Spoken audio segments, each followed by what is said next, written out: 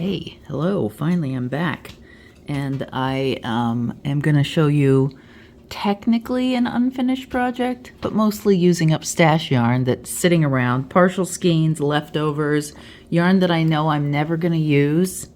This is some Noro that I've had in the cupboard. I don't particularly love Noro, but I decided it would work great for these heart garlands. And I'll put a picture of some of these hanging on my hearth for you. This is the Noro patch. I did some out of some PCC or Portland Community College fleece yarn. This is a fingering weight. I think the Noro is technically DK, maybe, or Sport. I'm not sure which. Might even go to worsted. But another garland out of this with just two buttons at the ends to anchor it. And then I went down and kind of embraced the lace. I found this skein of antique-ish cotton crochet thread in a pile of stuff that my cousin gave me. And I decided to use it because I'm not going to use it for anything else. And produced these two garlands, which I'll also put a picture up over here so you can see. In this one, I also cracked into the antique buttons, or the old button box, and have buttons at the ends and buttons on each heart. I also, for these, wanted a little extra color, so I just took a strand of the full width, 6 strands of embroidery floss, and just threaded it around the edge so to make them look a little more heart-like. This one, I found just a small spool of sort of a pinky lavender color, and I did the last crochet round with an alternative color so that you had that little touch of plummy pinky purple. I'm going to show you how to make this, I call it a granny square heart, right now so that you can do this yourself.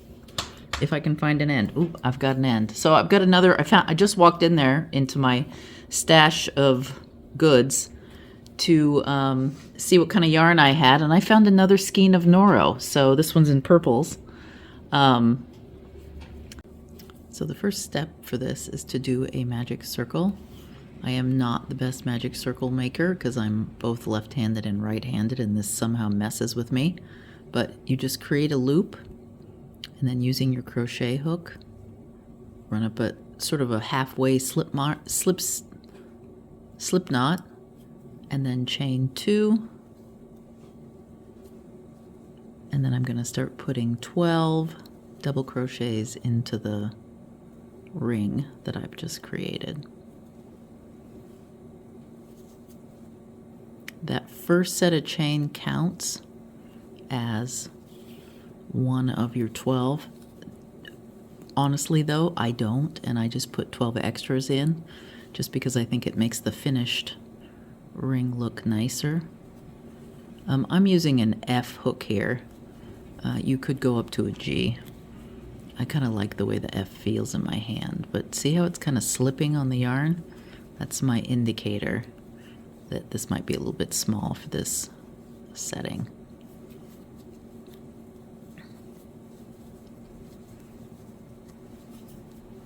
So just double crochet around till I have technically 12 complete double crochets, not counting the chain 2 that I did at the beginning, only for looks. It's a fudge on my part. Alright, so this gets unwieldy. This is about the time I tighten up my magic circle. Not super tight, just a little bit, just so I can get it in there easier.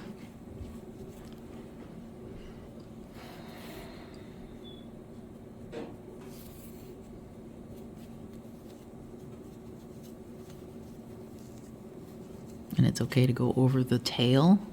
It'll still pull. You don't want to wrap it too many times, just because I'm going to want to tighten this up later. All right, let's count these. 2, 4, 6, 8, 10. One more.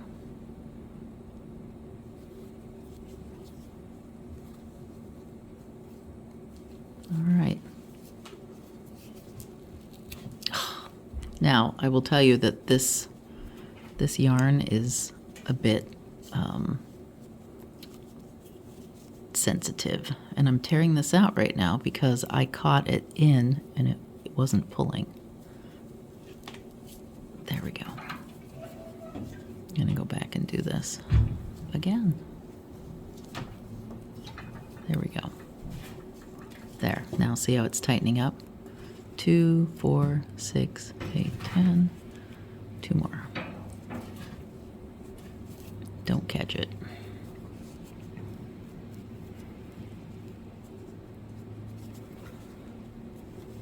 Go ahead. I could silence it here. I think we have 1 log left. Yeah, we do. I'm trying to get this one to catch. All right. I've got 12, so I'm going to join this in the round with a slip stitch, and this is my inner circle. I'm going to chain 3 to get out away from my work. That's why you do the chains at the end of rounds, is to lift your needle out. And then the next round we're going to do is out here. It may be kind of hard to see in this, but we're going to crochet 3 double crochet, chain 1, 3 double crochet into the same space around 4 times. And I always flip my work between rounds, 1 because it looks two-sided, but also because it lines me up to a nice hole. So the chain in this instance will count. So that's my first double crochet. This is my second and my third into this same space. And then I'm going to chain 1 and put 3 more double crochets into that hole. 1, 2, 3. All right, so there's 3, chain 1, 3 into this space. Now I'm going to skip 3 stitches. So there's 1, 2, 3, and you can stick your finger up through it to tell the difference. 1, well, actually 3 would be more by there. And sometimes you have to tug your work over. 1, 2, 3.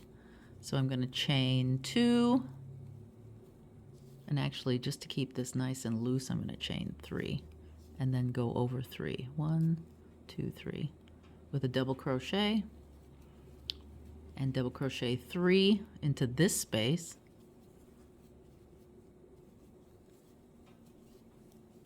chain 2, double crochet 3 more into the same space. And this right now so far is just your normal everyday granny square pattern. 1, 2, 3, and you can go look up any granny square pattern and do the first 2 rounds. Chain 3 and it'll work. So let's move 3 more. It's going to be right over here. Chain 2, or double crochet. I'm moving my yarn here so I can get some length off of it also, so that I can move more into the screen for you guys. We have 2. There's my third. Chain 1.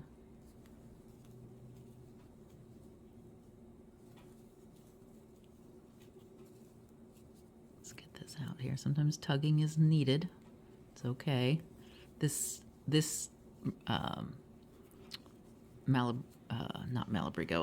yarn is a little bit, it's made of scraps, so it's a little sensitive. It's not tightly plied, because the secret of yarn manufacturers is, if they want to attract the customer that likes soft yarn, if they don't twist it or ply it as tightly as would be wise, the yarn feels softer in your hand when you buy it. And so it doesn't wear as well, it pills easier, but it feels soft right off the shelf. And so they don't twist their yarns enough, but then that means you end up with a product that breaks easily or doesn't wear well. I'm going to make a slip stitch right in here, right here, and so it's laying down. And then I'm going to travel, and this is how you travel to a space that you want to move to with slip stitches. So slip stitch into the 3 stitches, or the top of the 3 stitches that are right next to where I'm at. And now I've traveled over into this large 3 chain space, chain, and I'm going to do another one of these 10 treble crochets. So chain 4 to get myself lifted up, and then treble crochet into these spots. 10 of them.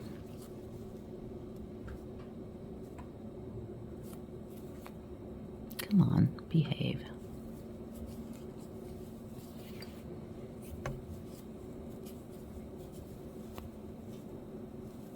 Right now, a G would be my friend. I'd also probably get a little bit bigger heart.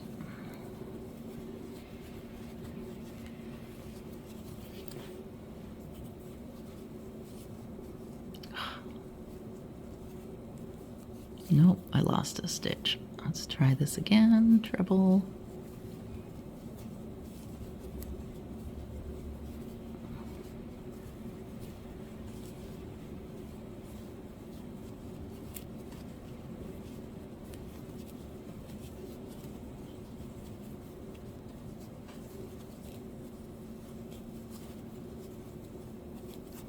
All right, let's count these. 2, 4, 6, 8, 10. So I have my next 10, and I'm going to slip stitch into this chain space. There we go. Now it looks like I have a puppy dog, but we're going to solve this because now I'm going to put scallops or picots around the edge of this figure. So chain 3, slip stitch into the next top of the chain, or just into the chain space up here. Chain 3, and see how it makes a little loop? Go into the next one. If you feel like you're not getting a nice, decent scallop or picot, chain 4. And I have done that on the crochet thread ones. I did a chain 4 because they just didn't stand up very tall. All right, now we're in a little bit of a dilemma here. I'm still going to put it into the chain space, but it's going to be in the middle of this hole, or that space. Still sticking close to the edge though. All right, and then here, 2, 3, and I'm doing all of this so that you get sort of a ruffly edge on your heart. It also helps define the heart.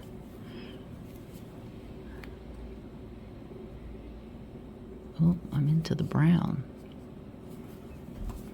There, chain 3, into the next one. And see, we got ruffles here. This is getting a little, if it starts to get a little ripply, I may skip a chain. So I'm going to skip over one right here and just spread this out just a tiny bit and get it a little, to lay a little flatter. All right, we're still okay. 1, 2, 3. Here. 1, 2, 3. And then check it. We're rippling, but can I get this to lay flat? Yes, I still can, so we're good. I'm going to probably skip one into this space. There. 1, 2, 3. I'm going to skip one out here just to get this to lay a little flatter. Ignore that tail that's getting in the way. We'll tighten that up at the end when we hide our ends. 1, oh, come on. So now I need to be careful. I'm going to have to stop right at this chain space right in here because I'm going to capture that. So 1, 2, 3, and I'm going to go right into this space. My next one I have to be very cautious. There. 1, 2, 3, and we're going to go right up next to it. And my next task is not going to be to do a scallop, but it's going to be to reach out up over here, grab the top chain here, run this through. Oh, actually, reverse that. We're going to go into the hole now, this chain space on the granny, out into this one, and we're going to grab both of them and put a slip stitch in. And that's me. See how I've now flattened out my lobe for my heart? So this is now captured down here, and then I'm going to return to my chain 3 scallops or picots and go up in here. slip stitch. So now the top of this lobe is still rounded and it's captured down here, and I've got my picot, kind of a picot. It's more of a scallop really. 2, 3. In, 2, 3. In. There we go. They're still going. I think I'm making this one more roughly than the last. I believe this one I did 4 and every other one, so we'll have to see how this settles out. It's a little roughly. I think I'll skip over one here just to give it a little more flattening capability. But see, we're flattening out. We can flatten this out and make it. And when I block this, I'm going to pull on each of these and put a pin in here to block this and get it to lay flat and ruffly.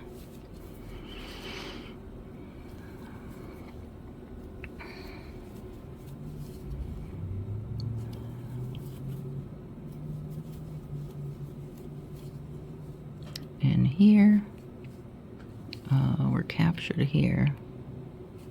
There. The 3 in every one around this lobe especially will help round it out. 1, 2, 3, and then I'm going to go into the center, pull this through right here, and then it's time to grab this lobe. So let's go up in here, grab it, and anchor that one down. So now my second heart top lobe is there. Chain 3, and then go to the next one, slip stitch. And I'm going to carry on doing that all the way around to the beginning here until my heart is scalloped.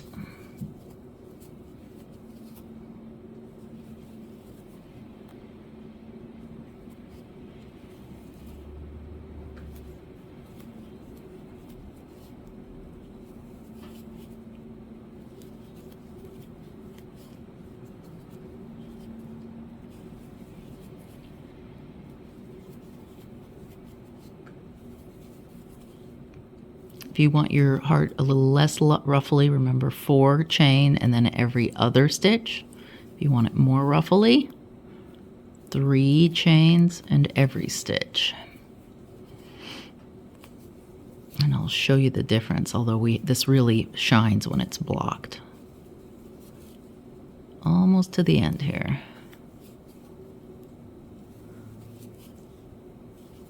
One, 2, 3, last one. Down into the same the base where I started, and then I'm going to break this off, and it's easy to break. There we go, a purple heart to go with the pinky red brown heart. All right, so see how this is more ruffly? This will block out beautifully, as will this. The only difference between these is chain 4 every other stitch around the outside. This is chain 3 every stitch around the outside, and it's up to you what kind of ruffle you want. Blocking is magical if you don't feel like your heart's forming a heart shape, even though these do really well. The ones I made out of thread did not look so heart-like until I blocked them, as lace is. And then you can put a couple of buttons on, chain. I did this out of crochet thread to make a chain just to hang singles, or chain them together like I did with these. And I just did a simple chain stitch and then went through one of these loops as I went across, adding them one after the other after the other. So if you want to do a heart-shaped garland, this is the way you build your hearts. And here's the yarn version of the heart garland, which does stand out more. All right, that's it for me today. I'm going to insert the yarn version, or the red version that I made, of the heart garland. I'm also going to put in a picture of the lacier thread version that gives you a lacier, more delicate one. I have to say the yarn one shows up way more on my white mantle, but if you have a wooden mantle, the white lace may look lovely and may look better. It's way more delicate, so if you have like tinier, smaller spaces, it might be cooler to use the lace version. I like them both, so I'm good. So I wanted to, before I go, we have been getting people who are finished their unfinished projects. There's nothing like January to get you off to a quick start. Unlike me, I'm not off to a quick start. I'm having trouble motivating myself. But Leanne has finished a few things, and I'm going to put those up in here and over here and wherever I can fit them in. And I may even turn them into a slideshow in these, just spacing them out. Tony sent in something. And then my friend Kelly finished a sweater that she's had like under wraps for a really long time. In fact, I think she said 5 years. That one was sitting in the naughty chair. And then what else do we have? I think that's it for now, but I'm saving some. More will be coming. People are starting to send in their finished projects, which is awesome. I wish I was as motivated. I'm just kind of puttering around. The ice really was depressing for me. We had an ice storm, and it has not motivated me at all to do anything but sit in my chair and watch TV, not even knit or crochet. So I'm getting back to the knitted sweater. I've done a little work on the sleeves, but not much. I had to rip them back because they were too big. So slow progress here. How are you doing? Let me know if you're doing any unfinished projects. Email pictures, Facebook pictures, Instagram pictures, to all the places. I'll put all the links down in the info below so that you can send them in.